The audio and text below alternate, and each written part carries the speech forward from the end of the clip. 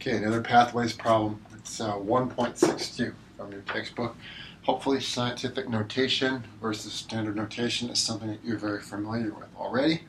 However, you will need to use both of these notations here in this class and be very familiar with how to do these inner conversions if you're not already familiar with this. So I wanted to work with your problems just to make sure you had a resource to take a look at if you're confused by this. Okay, so this is 1.62. The problem gives us four numbers. Those numbers are written in scientific notation. What characterizes that is you have some number out in front times 10 raised to a power, okay? And one skill that you're going to need to know here, not only for chemistry class, but for a lot of your science classes, how to convert between scientific notation and standard notation, okay? Pretty straightforward. It basically involves moving the decimal point either left or right, depending upon the exponent. The exponent number tells us how many decimal places to move the decimal point, or how many numbers to move it either left or right. And the sign on the exponent, whether it's positive or negative, will tell us which direction to move it, okay? So if the exponent, that's these numbers up here, that's 10 is raised to, if that's a negative number, the decimal point is going to move to the left. Scientific notation where the exponent is negative denotes a number that's less than 1. So it's generally a smaller number, less than 1 for sure if it's a negative exponent. Now on the other hand, if the exponent is positive, like we have in our first two examples, we have a 3 and a 4, there the decimal point is going to move right to write the number in standard notation. Those numbers with a positive exponent are greater than 1, okay? So let's see how this works, all right? So this first one's 5.55 times 10 to the 3.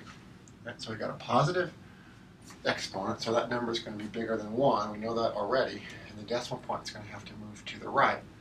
How many spots does it need to move to the right? Well, 3, because that's what the exponent tells us. So it's pretty easy to write this number in standard notation. What I recommend you start by doing is write the number out, and then move this decimal place 3 spots to the right. 1, 2, 3. So, well, where am I going to move it there? Well, there's no number there. If that's the case, you just write a 0. And then the resultant number is 5,550. Notice here that I did not put a decimal point after that.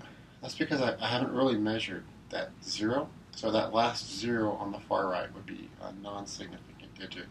This result would only have 3 significant figures. Notice that the number of digits you've got in your scientific notation corresponds to how many sig figs that you've got in your number.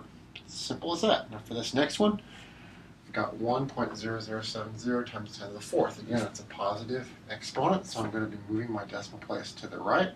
How many spots? Well, 4. So 1, 2, 3, 4. I've got that 0 there, so I can just basically rewrite this number 10070,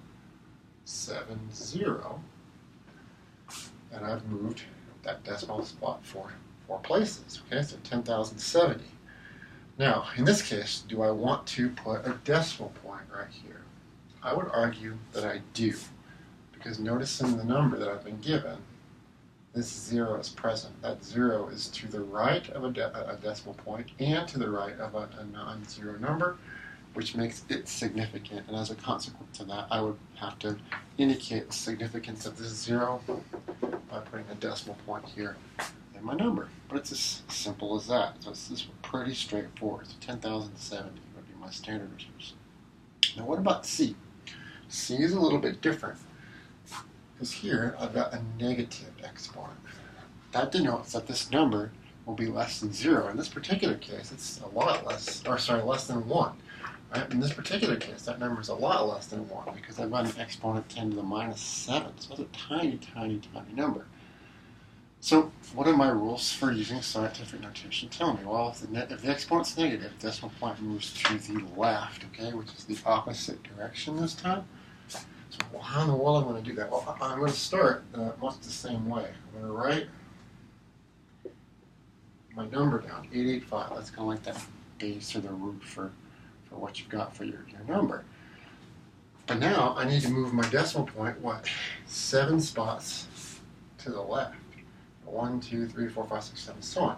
Now, I don't have any numbers, so what do I do? Well, again, I put in zeros. Now, I said that my number is less than 1. So I'm going to put 0 point. There's my decimal point.